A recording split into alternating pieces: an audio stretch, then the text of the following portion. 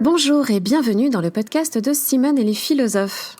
Chaque semaine, je vous invite à revisiter un sujet philosophique avec des lunettes féministes, c'est-à-dire avec des lunettes critiques, notamment à l'égard de la rhétorique patriarcale qui réduit notre puissance d'agir et qui a façonné notre culture.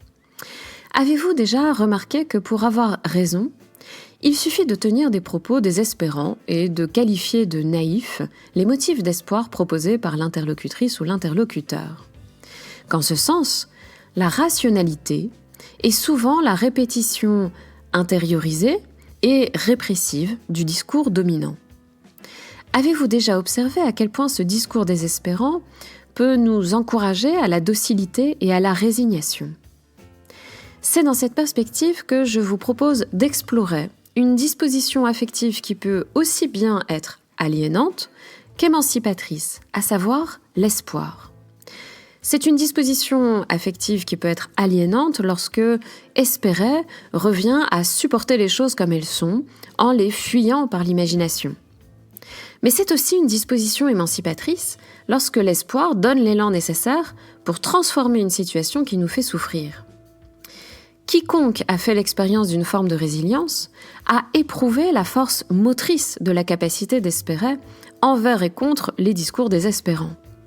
Il est clair que si nous voulons bouleverser des rapports de pouvoir, nous avons besoin de résister aux discours désespérants qui font autorité et qui défendent les normes que nous voulons bouleverser. Mais il ne suffit pas d'en appeler à espérer, il faut d'abord y voir plus clair et analyser les contours de cette capacité d'espérer, ainsi que les objections qui ont été traditionnellement adressées contre elle. Car, on le voit, l'espoir est aussi une aptitude qui peut être instrumentalisée dans un schéma de servitude volontaire. Alors comment penser un espoir qui ne soit pas une échappatoire mortifère, qui ne soit pas non plus la médiation d'une servitude volontaire, mais qui soit une puissance critique et transformatrice que nous pouvons mobiliser. C'est ce que je vous propose de creuser durant 2 épisodes, donc celui-ci et le prochain.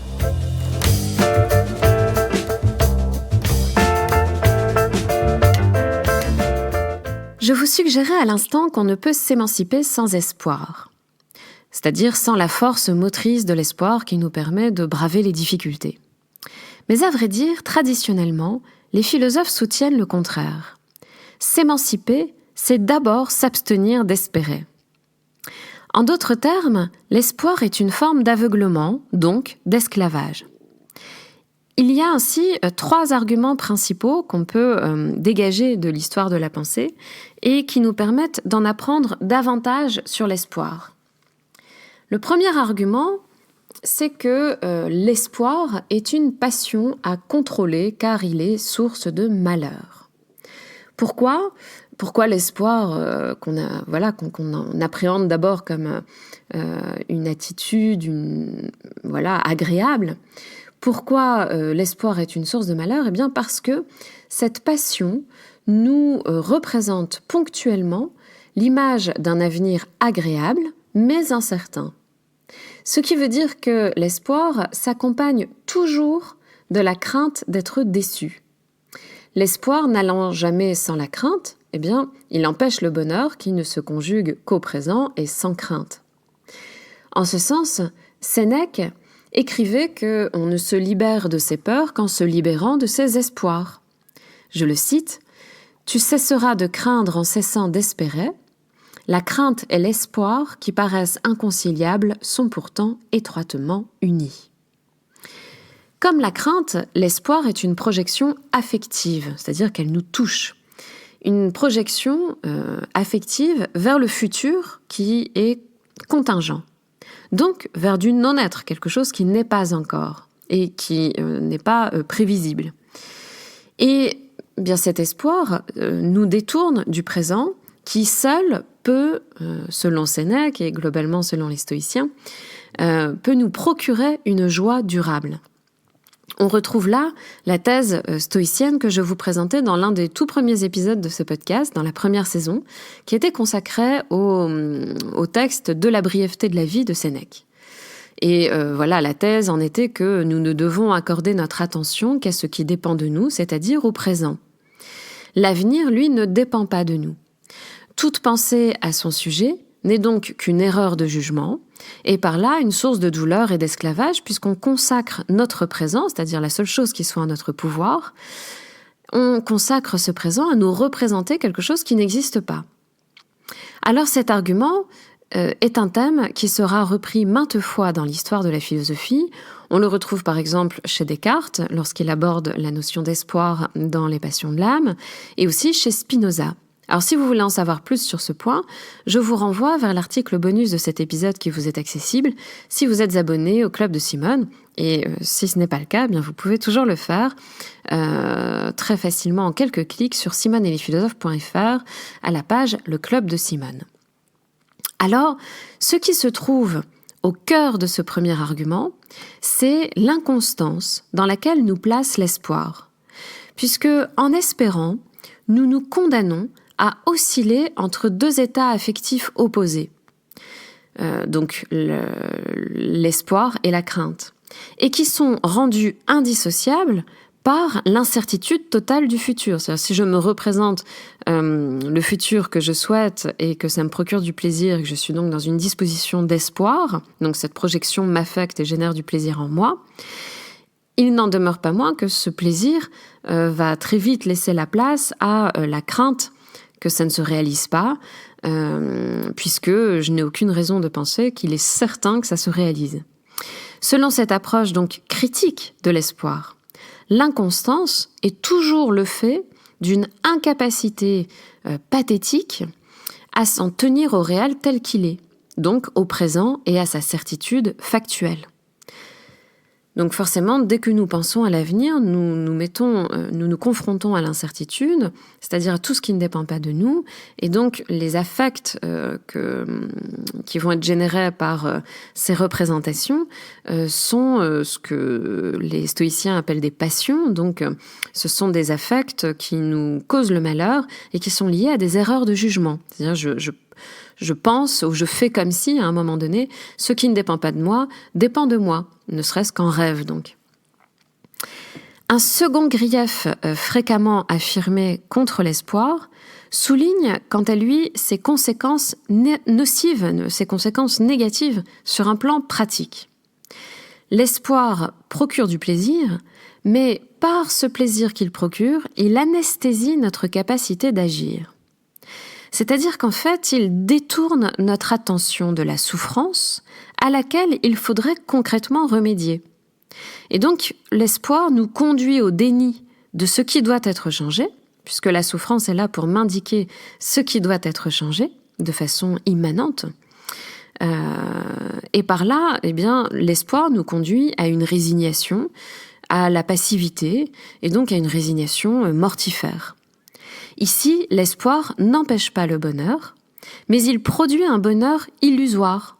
Il empêche de sentir le malheur de la situation réelle, donc il empêche le désir de changer la situation, puisque s'il empêche le sentiment, la souffrance, le sentiment du malheur, eh bien, il nous coupe de ce qui me motive à modifier la situation réelle. Donc cet espoir empêche la volonté d'agir. C'est un argument qui innervait la critique de la religion chez Marx et chez Nietzsche, par exemple. L'espérance en un monde meilleur après la mort prend la place de la volonté de changer quelque chose en cette vie, sur Terre. Dans L'homme révolté, Camus identifie l'espoir à la résignation. Et il en souligne précisément l'effet mortifère. L'espoir est une fuite du réel, pour Camus, qui conduit à l'inaction, à la passivité, donc au pire des malheurs, la mort. Je le cite dans L'homme révolté. « Dans la boîte de Pandore où grouillent tous les maux de l'humanité, les Grecs firent sortir l'espoir après tous les autres comme le plus terrible de tous. Je ne connais pas de symbole plus émouvant, car l'espoir, au contraire de ce que l'on croit, équivaut à la résignation.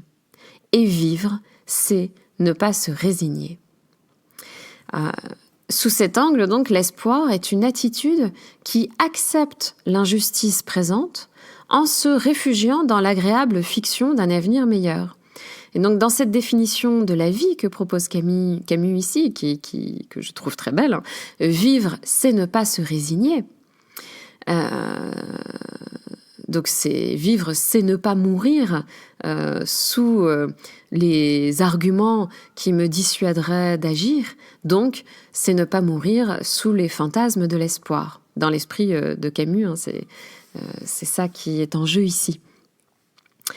Et à ces deux critiques de l'espoir, donc la première critique de l'espoir comme ce qui nous empêche d'être heureux, et la deuxième critique de l'espoir comme ce qui nous empêche d'agir, justement parce qu'il procure du plaisir qui peut prendre la place de notre sensation du malheur, à ces deux critiques de l'espoir, récurrentes dans l'histoire de la philosophie, j'en ajouterai une troisième en soulignant une forme fantasmatique de l'espoir qui me semble très présente dans notre imaginaire culturel ces temps-ci.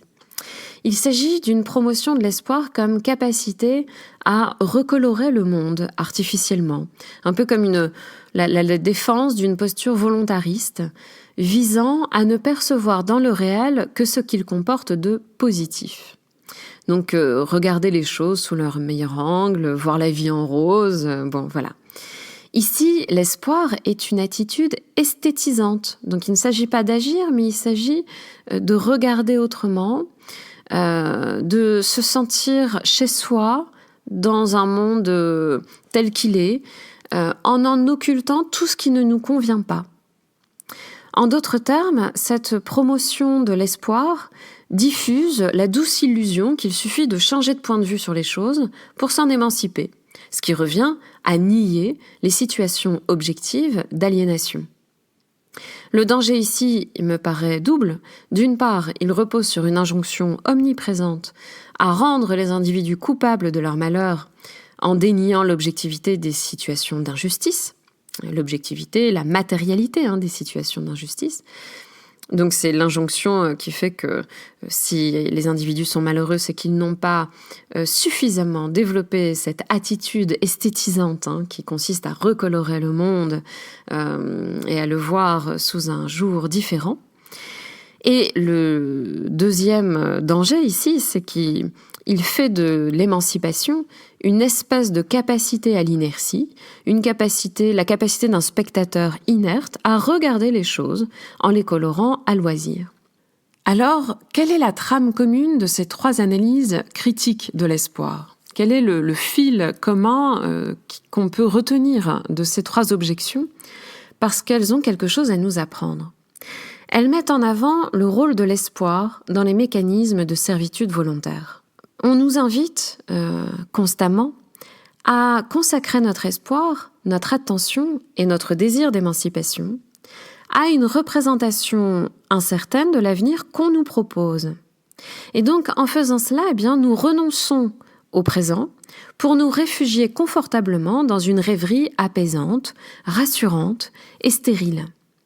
En fait, ici, l'espoir se fait renoncement. C'est le renoncement à transformer ce qui nous fait souffrir. Car l'espoir émerge toujours d'une expérience douloureuse, donc j'espère autre chose que ce qui est, parce que ce qui est me fait souffrir. Alors, l'alternative en laquelle j'espère me dispense d'agir puisque l'espoir me console ponctuellement et immédiatement de la réalité dont je ne voulais plus, sans avoir à y prendre part. Et donc, au lieu de se prolonger en désir d'action et en action, la souffrance me conduit à rechercher un plaisir immédiat qui vient l'apaiser. On comprend qu'il faille donc se méfier de cette fuite imaginaire qui est largement instrumentalisée par les rhétoriques de pouvoir et ce qu'on observe dans l'histoire. On comprend qu'il faille se méfier de cette fuite imaginaire vers de douces projections de l'espoir. Parce que cet espoir-ci, il éteint notre désir d'agir, de résister, de lutter pour notamment un monde plus juste. Et cet espoir, substitue à ce désir d'action un plaisir immédiat, le plaisir de la rêverie. Et donc, c'est pour cette raison que cet espoir est toujours instrumentalisé par les stratégies de domination. Et l'on voit bien que s'émanciper, c'est d'abord éviter cet écueil de répondre à une douleur actuelle qui me vient d'une situation d'injustice, qui est générée en moi par une confrontation aux normes. L'écueil, c'est de répondre à une douleur actuelle par le plaisir fugace d'un moment d'espoir. Qu'ainsi, si nous voulons nous rendre un peu plus libres, il nous faut avant tout résister aux promesses de salut qui éteignent durablement notre désir d'agir en maintenant vivace en nous un sentiment d'espoir toujours stérile, et donc en nous apportant sur un plateau le plaisir facile de fantasmer. Il reste néanmoins que, comme y insiste la penseuse écoféministe Tara Hawke, dont j'ai déjà mentionné le nom dans ce podcast, nous ne pouvons nous réapproprier notre pouvoir d'agir concrètement qu'en passant du désespoir à l'espoir.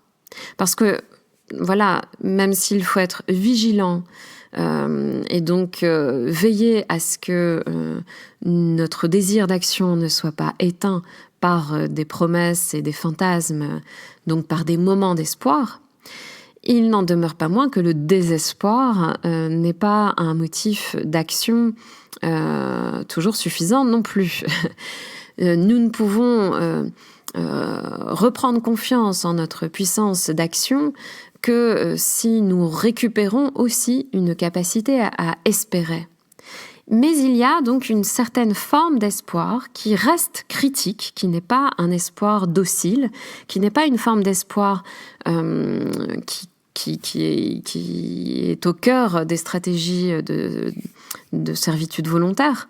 Il y a une forme d'espoir critique qui intensifie au contraire notre désir et notre pouvoir du dedans, pour reprendre cette formule de Tara Hawke, jusqu'à le convertir en action. Donc c'est une forme d'espoir critique, qui reste connectée à la souffrance, qui reste connectée à la situation d'injustice et qui renforce le désir d'agir.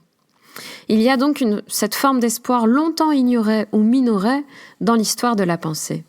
Peut-être parce qu'il faut faire partie des minorités pour toucher cet espoir-là et avoir perçu son potentiel de résistance et de résilience.